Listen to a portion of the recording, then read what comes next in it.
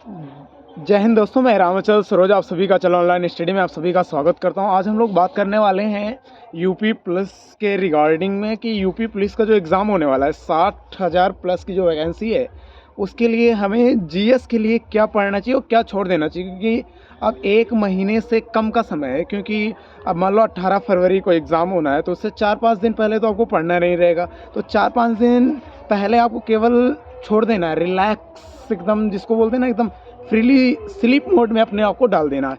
तो 4 दिन पहले तो आपको स्लीप मोड में जाना बहुत ही आवश्यक हो जाएगा, क्योंकि माइंड को सोचने तक का समय तो चाहिए ना कम से कम एग्ज़ाम में जाने से पहले। क्योंकि आप सभी को पता ही होगा अभी तक टोटल फॉर्म यानी 60,000 वैकेंसी है, उसके लिए टोटल जो फॉर्म्स की संख्या है वो लगभग 45 लाख प्लस की संख्या हो चुकी है। मानो यूपी का एग्ज़ाम है वो 45 लाख प्लस हो गया है। तो उसके लिए जीएस में हमें क्या करना चाहिए, क्योंकि 75 क्वेश्चंस जिसमें आपका हिंदी भी रहेगा और आपका जीके जीएस रहेगा, जिसमें जीके जीएस के लगभग आपका 37 क्वेश्चन रहेगा। तो 37 क्वेश्चंस को आपको हर एक सब्जेक्ट को बांट के देखना है और कौन से पोर्शन पे ज़्यादा ध्यान देना है अभी बचे हुए समय में। तो मैं पहले हिस्ट्री में बात करूँगा, हिस्ट्री के कौन कौन से पोर्शन पढ़ने चाहिए। तो प्राचीन काल पे आते हैं। प्राचीन काल में आप सभी को पहले पाषाण काल वाला पोर्शन कर लेना चाहिए। आग की खोज कब हुई है, पहिए की खोज कब हुआ, मनके की खोज हुई, ये सब कुछ आपको पता होना चाहिए पाषाण काल में। उसके बाद आते हैं सिंधु सभ्यता। सिंधु सभ्यता के बारे में आप सभी को पता होना चाहिए। लोथल किस नदी के तट पर है, मोहनजोदड़ो में क्या मिला है क्या नहीं मिला, ये सब कुछ पता होना चाहिए सिंधु सभ्यता में। उसके बाद है वैदिक सभ्यता। वैदिक सभ्यता में आपको मेजर जानकारी जो है वो वैदिक नदियों के ऊपर होना चाहिए कि सिंधु नदी का वैदिक काल में नाम क्या था, सतलज का नाम क्या था। ये सारा कुछ आपको पूरी बाकायदा एकदम रटा होना चाहिए, एकदम कंठस्थ होना चाहिए दिमाग में, क्योंकि यहाँ से प्रश्न आना एकदम कंफर्म होता है। तो सिंधु सभ्यता हो गई। सिंधु सभ्यता के बाद अगर आते हैं तो महाजनपद काल आपका एकदम कंठस्थ होना चाहिए। महाजनपद काल हो गया, जिसे अंग की राजधानी चंपा है, तो ये याद होना चाहिए। पहले पहला लोकतंत्र गणराज्य कौन सा था, वज्जी था, मल्ल था, तो ये याद होनी चाहिए आपको। उसके बाद आ जाते हैं जैन धर्म और बौद्ध धर्म, ये दोनों कंठस्थ होना चाहिए, जैन धर्म बौद्ध धर्म। उसके आगे आते हैं तो मगध महाजनपद। आपको मगध महाजनपद में आपको जो अगर ध्यान दें तो मौर्य वंश ये आपको अच्छे से पता होना चाहिए, गुप्त वंश पता होना चाहिए, सातवाहन वंश पढ़ लेना, पल्लव वंश पढ़ लेना, ये मैंने मेन बता रहे। और विजयनगर साम्राज्य थोड़ा बहुत देख लेना। तो ये इधर हो गया। चोल वंश हो गया, चोल वंश थोड़ा बहुत देख लेना, क्योंकि कभी कभी क्वेश्चन डाल देता मंदिर से, तो मंदिर वाला पोर्शन आपको करके जाना है। वो ये हो गया आपका प्राचीन काल। यानी प्राचीन काल का ये वो पोर्शन बताया जहाँ से यूपी हेड कांस्टेबल में एग्जाम में क्वेश्चन आता ही आता है। अब इसके अलावा आते हैं मध्य कालीन इतिहास में। तो मध्यकालीन इतिहास में आपको करके जाना रहेगा दिल्ली सल्तनत, यानी दिल्ली सल्तनत पांचों वंश आप छोड़ नहीं सकते।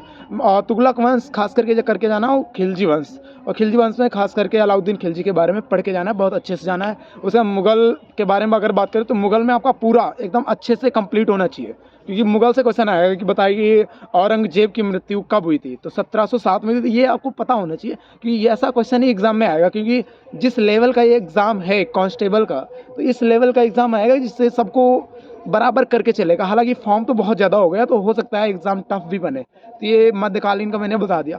आधुनिक भारत में आए तो आधुनिक भारत में आपको पूरा का पूरा पढ़ना होगा। तो पूरा अगर नहीं पढ़ सकते हैं तो कम से कम जो मैं बता रहा हूँ उतना तो आपको पढ़ना ही पड़ेगा।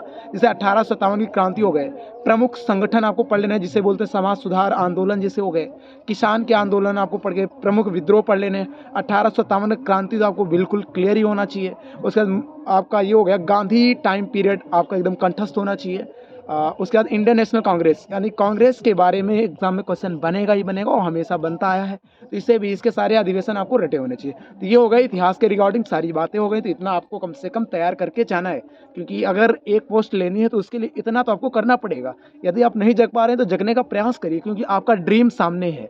तो यदि आप मेहनत करेंगे तो आपका ड्रीम ट्रू होगा। ठीक है, अब ये इतिहास की बात छोड़ देते हैं, भूगोल पे आते हैं। तो भूगोल पे आपको वर्ल्ड ज्योग्राफी पे ज़्यादा नहीं ध्यान देना है, इंडियन ज्योग्राफी पे ज़्यादा ध्यान देना है। हिमालय का डिवीज़न आपको पता होना चाहिए, पहाड़, पहाड़ी, पर्वत, पठार, ये सब पता होना चाहिए। घास के मैदान हो गए, सारे पता होने। वर्ल्ड का भी घास का मैदान है यहाँ का। मरुस्थल पता होना चाहिए, वर्ल्ड का भी भारत का भी। पठार वर्ल्ड का, भारत का भी, ये सब पता होना चाहिए। उसके अलावा अफवाह तंत्र, कहाँ वर्षा ज़्यादा होती है, कहाँ वर्षा कम होती है, तमिलनाडु में वर्षा कब होती है, केरल में मानसून कब टकराता है, कौन सा मानसून टकराता है, ये सब पता होना चाहिए। उत्तर प्रदेश में वर्षा कहाँ होती है, गोरखपुर में होती है सबसे ज़्यादा, तो ये पता होना चाहिए आपको। यहाँ से एग्जाम में क्वेश्चन बनता है।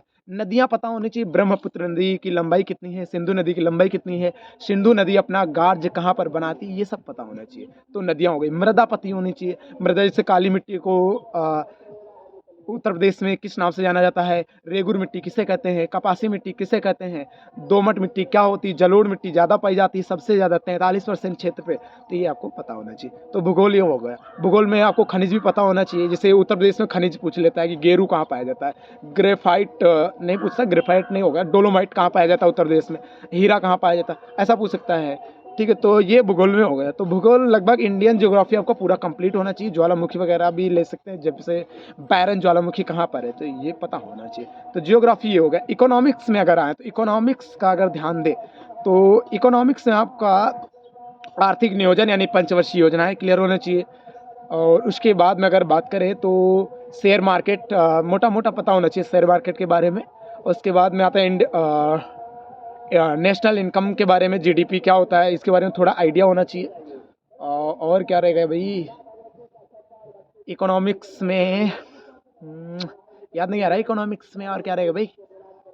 हाँ, HDI क्या होता है, ह्यूमन डेवलपमेंट इंडेक्स क्या होता है, इसके बारे में सब पता होना चाहिए। ठीक है, तो इकोनॉमिक्स ये हो गया, मोटा मोटा पता होना चाहिए। पंचवर्षीय योजना से ज़्यादातर क्वेश्चन डालने का प्रयास करता है। तो ये गरीबी क्या होती है, बेरोजगारी क्या होती है, ये सारा कुछ पता होना चाहिए इकोनॉमिक्स में।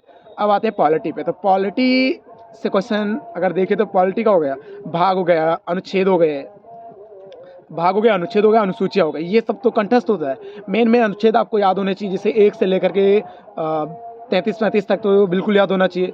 आपको नीति निर्देशक तत्व भी पता होना चाहिए, राष्ट्रपति भी पता होना चाहिए, कैग क्या होता है, कैग के बारे में सारी बातें पता होनी चाहिए। राष्ट्रपति आपका क्रम याद ही होना चाहिए क्योंकि एग्जाम में क्वेश्चन बनता है।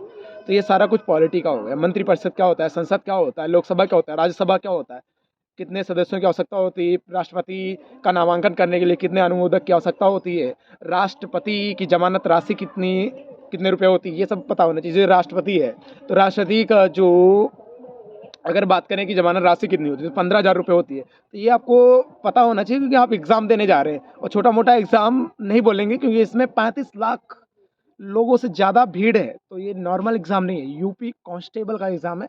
तो टफ एग्ज़ाम होने वाला है, तो आपको ये पॉलिटी में आपको पता होना चाहिए क्योंकि ज़रूरी है। स्टैटिक में आपको नृत्य वगैरह हो गया, कौन सा तबला कौन बजाता है, वीणा कौन बजाता है, ये सब आपको पता होना चाहिए। स्टैटिक में तमाम सारा स्टैटिक होता है, तो स्टैटिक वाला पोर्शन भी कवर होना चाहिए, तो ये आपको पढ़ना पड़ेगा। और अब बचा क्या, यूपी जीके में 1 डिस्ट्रिक्ट 1 प्रोडक्ट पता होना चाहिए, ये क्लियर होना चाहिए। उत्तर प्रदेश की नदियाँ आपको पता होना चाहिए कि केन नदी यमुना नदी से कहाँ मिलती है, बेतवा नदी उत्तर प्रदेश के किस ज़िले में यमुना नदी से मिलती है, यमुना नदी कहाँ से निकलती है, गंगा नदी उत्तर प्रदेश में कहाँ से प्रवेश करती है, नेपाल से नेपाल से उत्तर प्रदेश के कौन कौन से ज़िले लगते हैं, ये पता होना चाहिए क्योंकि ये एग्ज़ाम में आता है। ठीक है, तो उत्तर प्रदेश के बारे में ये सब कुछ हो गया। जैसे उत्तर प्रदेश का एक क्वेश्चन और है, उत्तर प्रदेश का कौन सा जिला है जो मध्य प्रदेश से 3 ओर से घिरा हुआ है, तो ललितपुर है, आप सभी को पता ही होगा। तो ये सब है आपको उत्तर प्रदेश के रिगार्डिंग में पता होना चाहिए। उत्तर प्रदेश भी एग्जाम में आता है 2-3 नंबर का, तो यहाँ से एग्जाम में आता है। तो ये मैंने जीएस का बताया। जीएस में अगर कुछ छूट गया है तो बताए भाई क्या छूट गया है, लगभग मैंने सब कुछ बता ही दिया है।